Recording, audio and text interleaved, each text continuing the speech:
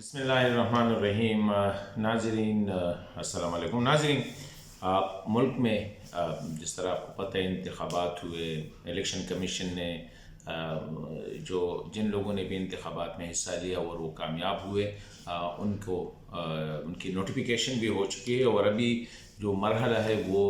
हुकूमत साजी का है और असम्बलियों की जो है वो बहाली का है। तो पंजाब से तो तकरीबन हो गया है, वहाँ पे चीफ मिनिस्टर और वो भी पहली ख़ातून वज़ीर आला, मेरे ख़्याल में पाकिस्तान की तारीख़ में पहली दफ़ा एक ख़ातून जो है वो वज़ीर आला बन गई है, मरीम नवाज़ साहिबा।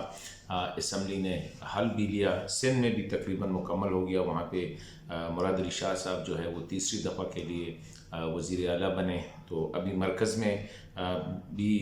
तकरीबन जो है वो सिलसिला होना हुआ, असम्बली को कॉल किया गया है और वज़ीर आला और वज़ीर आज़म, स्पीकर और डिप्टी स्पीकर्स वगैरह का इंतखाब अमल में लाया जाएगा। इस तरह बलूचिस्तान और खैबर पख्तूनख्वा भी इन लाइन है। अभी मैं जो बात कहना चाह रहा हूँ ये है कि पाकिस्तान जो है गुज़िश्ता कई सालों से एक जो है ना बुखार की कैफियत में है, बल्कि मुफ्तला है और मसाइल इतने बढ़ गए हैं कि आप जो भी मसला है वो खा सियासी मसला हो, खा वो माशी मसाइल हो, खा वो सिक्योरिटी के मसाइल हो, इंटरनेशनल फ्रंट पे भी बहुत से मसाइल हैं, मुल्क को इनका सामना है। तो अभी मैं समझता हूँ कि अभी हमारी सियासी क़यादत पे, खा उनका ताल्लुक़ जिस भी सियासी जमात से हैं, उन पे बहुत बड़ी ज़िम्मेदारी आयद होती है कि ऐसे सूरत हाल में अब जैसा भी है, जो सूरत हाल सामने आई है, उसको सिचुएशन को एक्सेप्ट करके, बाकी अगर किसी को ज़रदारी है या कोई मसला है तो वो मुतल्लिका फ़ोरम में जाके जो है वो अपना एहतजाज भी कर सकते हैं और वहाँ से वो कानूनी और आइनी जो अपना हक़ है उनके लिए भी जा सकते हैं मुतल्लिका फ़ोरम पे। लेकिन ओवरऑल मैं समझता हूँ कि अब सियासी क़यादत को जो है मिल बैठना होगा और मैं तो समझता हूँ खा वो पार्लियामेंट के अंदर है या पार्लियामेंट से बाहर है, सबको एक इक्का करना पड़ेगा कि क्योंकि इस वक्त मुल्क को जो सियासी अदम इस्तेहकाम है, माशी मसाइल है, सिक्योरिटी मसाइल है, ये किसी एक सियासी जमात की बस की बात नहीं है। अभी आगे जिस तरह एक वक्त में चार्टर ऑफ डेमोक्रेसी साइन हुआ था, तो अभी वक्त है कि हम एक चार्टर ऑफ इकानमी पे भी बात हो सके, क्योंकि ये जो हर चंद साल बाद नई हुकूमत आ जाती है और फिर दोबारा शुरू होता है नए सिरे से, और जो पिछला हुकूमत गुजरा है उनके जो पॉलिसीज़ है उनको ख़त्म किया जाता है, उनकी वो यहाँ तक कि प्रोजेक्ट भी ख़त्म किया जाता है जिस पे आवाम का बेपनाह जो है पब्लिक मनी जो है वो खर्च की हुई होती है। तो मैं समझता हूँ कि सियासी क़यादत को अब थोड़ा सा एटलीस्ट आने वाले 5 साल के लिए इस मुल्क को जो कहते हैं ना हीलिंग टच की ज़रूरत है कि अपने अंदरूनी इख्तिलाफ़ात, अपने ग्रोही इख्तिलाफ़ात और अपने सियासी इख्तिलाफ़ात वो अपनी जगह पे, लेकिन मुल्क की खातिर बैठ के कुछ ऐसे फ़ैसले करने पड़ेंगे ताकि मुल्क को मज़ीद जो है सियासी अदम इस्तेहकाम या माशी मसाइल का या सिक्योरिटी मसाइल का शिकार ना हो। और मैं समझता हूँ कि ये हमारी सियासी क़यादत की अखलाकी, सियासी और कौमी ज़िम्मेदारी भी है। दूसरी साइड पे मैं समझता हूँ कि खैबर पख्तूनख्वा और बलूचिस्तान पे खसूसी तवज्जो देनी पड़ेगी आने वाले जो 5 साल है, खा वहाँ पे जिस पार्टी की भी हुकूमत हो या जैसे भी जो भी कोalition हो, लेकिन मरकज़ी हुकूमत और बाकी सूबों को जो कि थोड़ा सा एफ्लुएंट है उनको फोकस करना पड़ेगा, क्योंकि अगर आपके बदन का एक हिस्सा जो है वो बीमार है या उसको कैंसर लाहक हुआ है तो इसका ही मतलब पूरा बदन जो है उस कैंसर का शिकार या उस बीमारी का शिकार हो सकता है। तो खैबर पख्तूनख्वा मैं समझता हूँ कि खसूसी जो है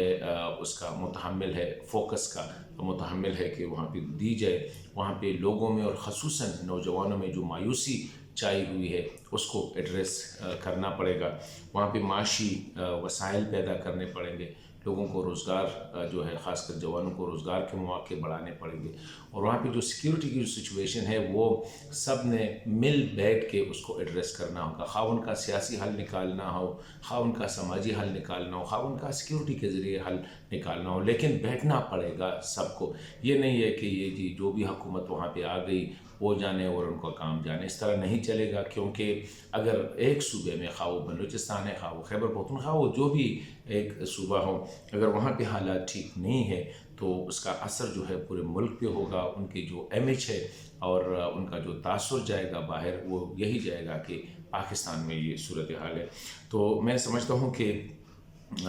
میں جو بات کرنا چاہوں وہ یہ کہ اس وقت مفاہمت کی ضرورت ہے. یہ 5 سال جو ہے اس ملک کی خاطر ہم نے جس کے ساتھ بھی بیٹھنا ہو میرے خیال میں ہمیں بیٹھنا پڑے گا, اور یہ 5 سال جو بھی جہاں پہ بھی ہے اپنی حیثیت کے مطابق جو ہے اس کو اپنا ایک کردار ادا کرنا پڑے گا, تب جا کے ملک کو بچایا جا سکتا ہے. ورنہ خدا نہ خواستہ اگر آج سے ہم نے احتجاج شروع کیا, آج سے ہم نے اسمبلیوں کے باہر بیٹھنا شروع کیا, آج سے ہم نے دھرنے دینا شروع کیا, تو یہ ملک جو ہے جس کا میرے سمجھتا ہوں کہ پاکستان مزید متحمل نہیں ہو سکتا, اور سیکیورٹی کے مسائل بھی بڑھ سکتے ہیں, معاشی مسائل بھی بڑھ سکتے ہیں, سیاسی عدم استحکام بھی بڑھ سکتا ہے, اور ان کا خمیازہ جو ہے پھر سب کو بھگتنا پڑے گا, خواہ وہ امیر ہے, خواہ وہ غریب ہے, خواہ وہ جرنیل ہے, خواہ وہ جج ہے, خواہ وہ بیوروکریٹ ہے, جو بھی ہے. اس لیے بہتر یہی ہوگا کہ آج بیٹھ کر فیصلہ کرے کہ اس ملک کو ہم نے کامیاب بنایا, نہ کہ اپنی سیاسی گروہوں کو, نہ کہ اپنی ذاتی یا اپنے خاندانی مفاد کے بجائے سب کو بیٹھ کے اس ملک کے مفاد کا خیال رکھنا پڑے گا, ملک کے مفاد کو مقدم رکھنا پڑے گا. تب جا کے اگر آج کوئی کہے کہ جی میری سیاسی جماعت, کوئی کہے کہ جی میرا صوبہ, میرا علاقہ یا میرا ادارہ وغیرہ وغیرہ, تو اس سے میرے خیال میں ملک مزید جو ہے افراتفری کا شکار ہوگا, مزید عدم استحکام کا شکار ہوگا, جس کا فائدہ جو ہے دشمن اٹھائے گا. تو بہتر یہی ہوگا